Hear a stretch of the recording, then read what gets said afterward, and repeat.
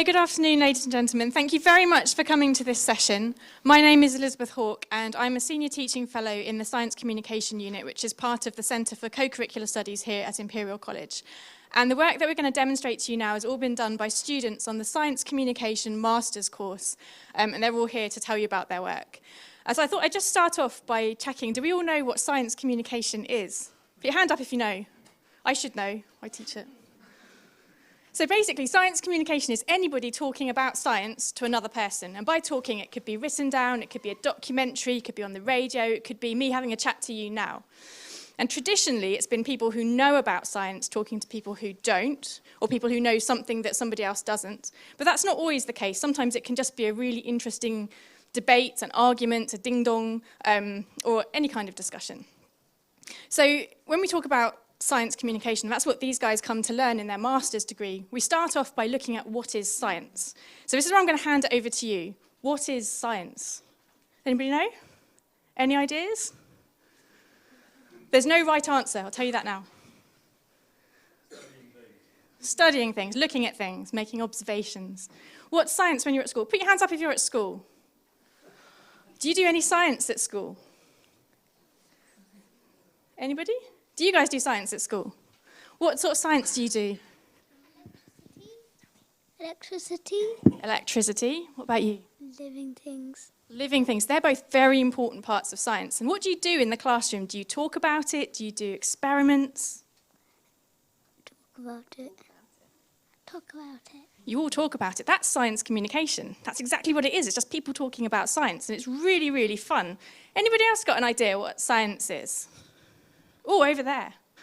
Gosh, didn't know I was going to have to run so far. What do you think about science? The body. That's a very important part of science. I'm actually a medical doctor, so I think about science and the body quite a lot. Do you enjoy learning about the body? Yes. What sort of things have you learned? How the structure of the body. Yeah, it's really important, the structure of the body.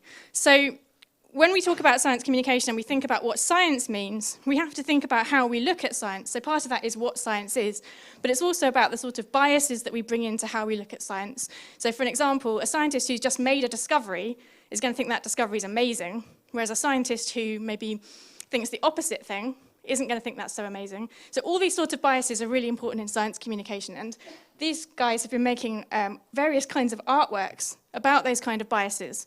So I'm going to hand over to them now, and they're going to tell you about what they've made, what it represents, and why. So over to the first. Hi everybody, my name's Rebecca, and I'm part of the Anamorphosis group. So what we did was we looked at street art. So as you were coming in today, you might have seen some street art that looked a little bit similar to this. And what this represents is something to do with the philosophy of science. So in the 17th century, there was a philosopher called Sir Francis Bacon, and he was a pretty big deal because he came up with the idea of induction. And induction is the method, really, when you look at observables in the world, and from looking at those observables, you then make a theory. So if I went out for the next 2 weeks and every swan I saw was white, I'd come up with a theory that all swans are white. But another important thing he did was the idols. So he said that there were things in science that scientists must avoid, and these were called the idols of the theatre, tribe, marketplace, and cave. And each of those represent things that they should avoid in order to avoid falling into error.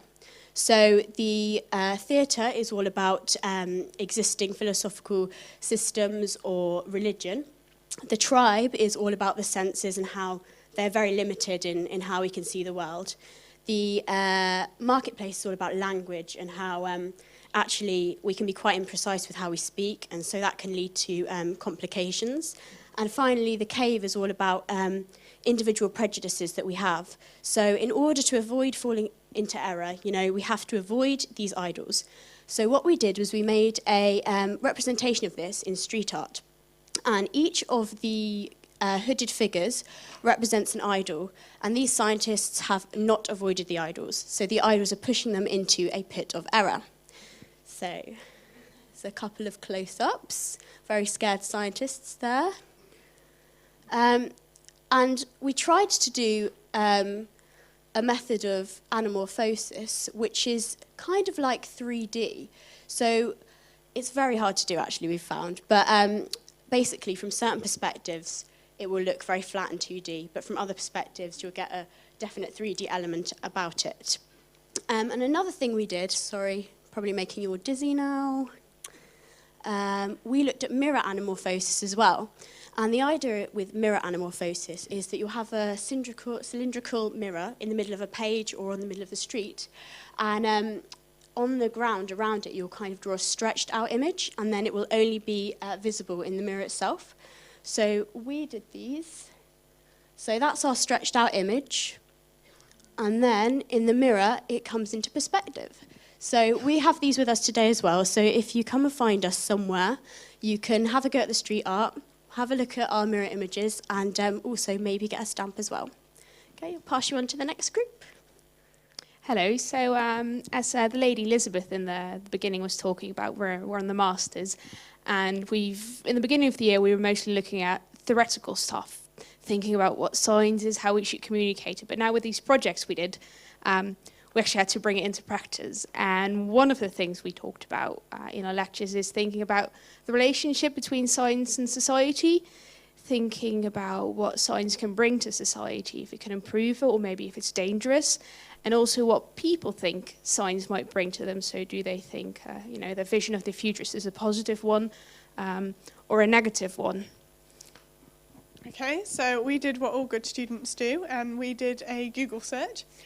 And we found some quite interesting images of what people back in the Victorian times thought science was going to be like in the future. Quite men flying with, and we also found quite strange pictures. We also found quite a lot of pictures of robots being house help, which I don't know. And then we found some quite dark and negative images too. So, yeah. Yeah, what we found is that, these visions people have of the future isn't just science.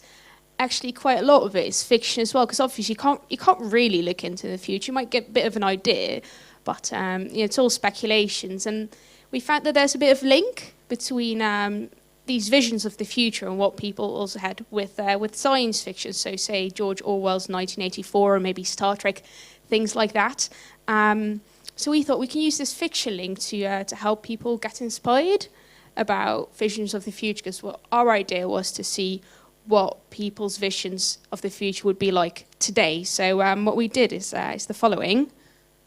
So what we've done is we found some words that were used in quite old science fiction genre, sort of books from the 1800s and so on. And we've taken the words now, and what we want is people to draw what they think the word would be now, so that we can get a more up-to-date feel of what people think the future's going to look like. Of course, no point getting all of these things together and not showing them to anybody. So in order to show these to people and share it, we thought maybe we can exhibit this as a globe, because after all, we're creating a vision of the future.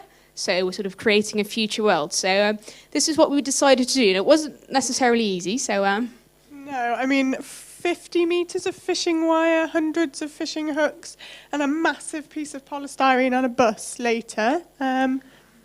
This is what we came up with. And you can see we got some quite interesting images in. Lots of people were thinking about medical issues. Most of them were luckily positive, but also some people had some doubts about what everything is going to be like. But our globe is not quite done yet. We've got some input from people from within Imperial, from an art college, but actually what we'd like is to get your input as well. We've still got lots of empty circles left. So what we'd like you to do is maybe see if you can find our globe. We won't tell you where it is, because that wouldn't be fair. But so that you can come in and draw your visions of the future inspired by these science fiction works, so that we can complete our task of exploring the science fiction and future. So that's ours. So that's our project, and I think now up is the glass work, which should be a real treat. Hi everyone, so I'm actually representing someone else's project today, but it's about the status of glassblowing in science. So, I want to start off by making a little thought experiment. I want you to think about what comes to mind when you think about a scientist and science in general. What do they look like? What qualities should they have? So I've done a little piece of my own. I've come up with a few words that you might associate with science. Very methodical. You've got to be very precise, well practiced. It's something that's learnt over a long time. Definitely got to be a problem solver. Some of you, I don't know if you would have thought of this, but creative comes to mind as well. What about the tools, the equipment that scientists use? Normally, this equipment sort of gets scientific status itself, and we would rely on it as much as we would on the scientists. Now let's think about the craftsmen. How are they different? What words come to mind with that? What do they look like? And I've thought it's quite similar, really. You've got to be methodical, precise, well practiced, very well trained, obviously creative, and a bit of a problem solver sometimes as well. This is Stephen Ramsey. He is the Imperial's resident glassblower for scientific glassware. He's been working in the trade for 45 years. He left school when he was 15. He trained for ages, and he hasn't got an apprentice or anything, and he's going to retire soon. There's actually only around 35 scientific glassblowers left in the UK.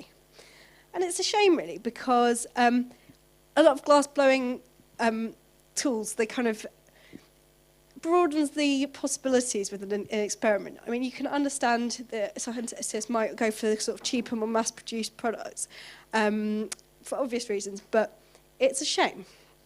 This is Stephen's workshop, and this group wanted to argue that, in a way, it's not so different from a lab. You've got the oxygen tanks, you've got the surfaces, you've got repositories of tools. Obviously, it's not sterile, but there are some similarities. So I wanted to look at, here, we're going to look at the pieces that they produced for their project. So this is a Schlenk line, which is a mass-produced piece that you might use in chemistry. You find it every day in the lab. It's obviously very complex, very delicate, but it's got clear signs that it's been mass-produced.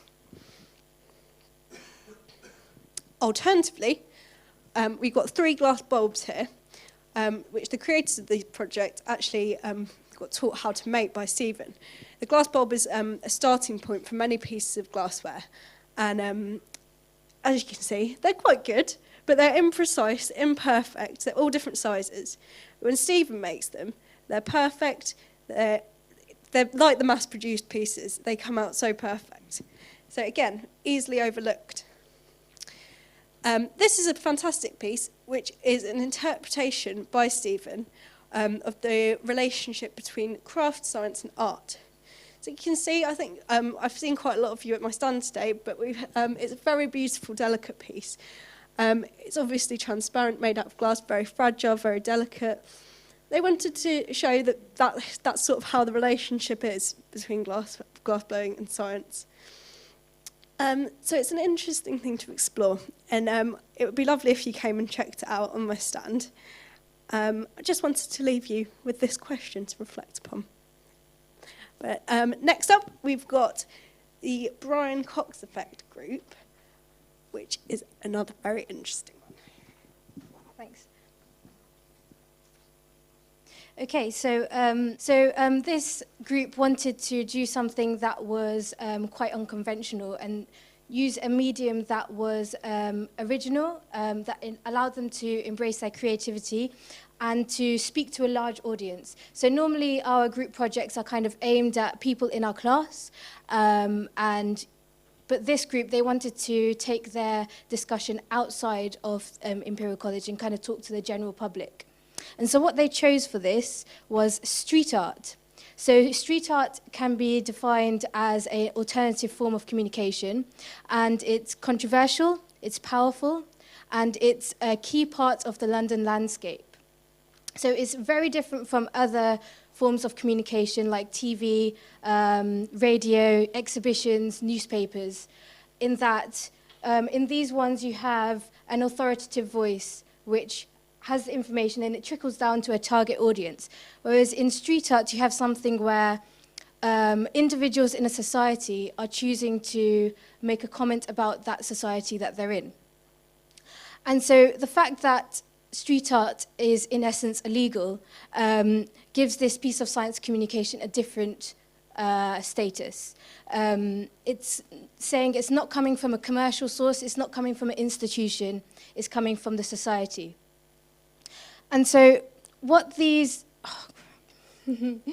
wrong button again. So what this group wanted to do is question the authority that science has.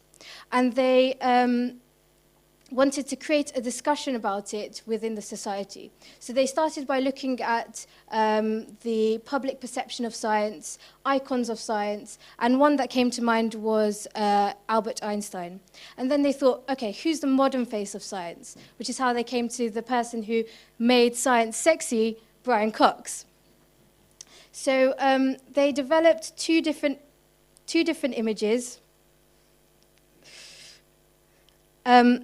As you can see here, we've got the Marilyn, I'll do science on you, and we've got Brian Cox as Jesus, let there be science. Okay, so it's kind of talking about him as an icon and kind of talking about his authoritative role in science. And so they quickly realized that the Brian Cox Jesus was more visually arresting, and they decided to focus their efforts on that one. There were 4 things that they decided were important in street art. The first is that it has to be visually arresting. The second is it needs to have a motto so that it pins down the meaning of the image.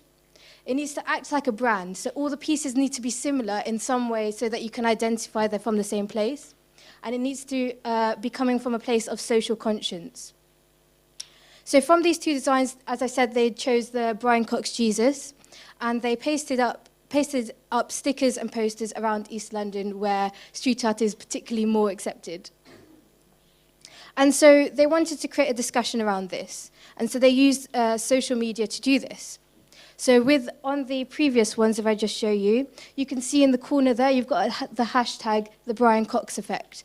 And so we actually had quite a lot of people taking photos of the street art they came across, tweeting about it, putting it on Flickr, and that was particularly successful.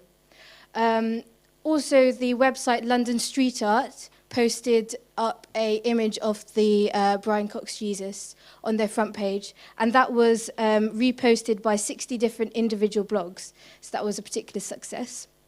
And shortly after they started pasting up the images, a Guardian journalist wrote a piece about whether Brian Cox is a priest-like figure, kind of talking about whether he's perceived like that, because within his Wonders of Science programs, he talks about, you know, how wonderful the natural world is, and kind of drawing on a lot of the wonder about the natural world. Those were interesting. That was an interesting thing that happened, and they wondered whether that was inspired by their campaign. Well, I hope you're enjoying the festival so far today. I'm going to be the last of our group projects, and I'm going to be talking to you a bit about the idea of reductionism, which we'll get to in a second. So, how do I work this thing? We'll get there. Wicked. Okay, so my name's Chris, and I'm obviously in the Science Communication unit as well. You might have seen me at a table with a large Perspex brain. Now, that's actually a creative project that we have imagined to be entitled Our Brain, which we thought was a really good way of summarizing it, really. And this, as I said, is a take on the concept of reductionism. Can you all hear me, by the way? Yeah, good. All right. Now, the concept of reductionism is one that's always been quite fundamental to science, although it's recently seen a bit more contest of late. So when we talk about reductionism, we say that things can be brought down to the most elemental level. So we can take it down to the idea of physics, fundamentally, and then we can build up from there. And from that, we can supposedly explain everything in the whole world. Now, if you take the sun, for example, which is wonderfully absent today, so you can tell this was written yesterday, this speech, the sun is essentially comprised of hydrogen, which fuses together to make helium, and then you get these wonderful amounts of energy that comes out and keeps us all nice and warm, supposedly. And I could keep going back from there. I could say, where does the hydrogen come from? I could take it down to another level. I could go to elementary particle physics. And I could take it back even further than that. And then I could start going, well, where do those particles come from? And ultimately, I start going back further and further into the very depths of time itself and the fundamental building blocks of matter. Now, this is a bit separate from our brain, so I'll try and link it back in there. But I'm a physicist, you may have realized already. I'm actually quite fond of the idea of reductionism. But there's many who disagree with me on that. So a lot of people, for example, biologists, I'm not going to generalize here, but a lot of biologists would disagree with me. And they'd say, if you look at cells, for example, you cannot explain a cell properly using the idea of reductionism. You might be able to take it down to a fundamental level and build it up, maybe come up with the idea of how to create a cell wall, or maybe at a push, a nucleus. That's a stretch. But ultimately, if you get these complex networks of things together, you can see that they work together as a unit, and often they'll change themselves, individual small parts of the network, and then reductionism starts to have a bit of a dodgy time of it. So to get to our brain, we came up with the idea of representing layers of complexity, which is the idea that you can take things at a fundamental level, but ultimately they're so difficult to understand, we need to study them individually. So we came up with the idea of doing it in slices.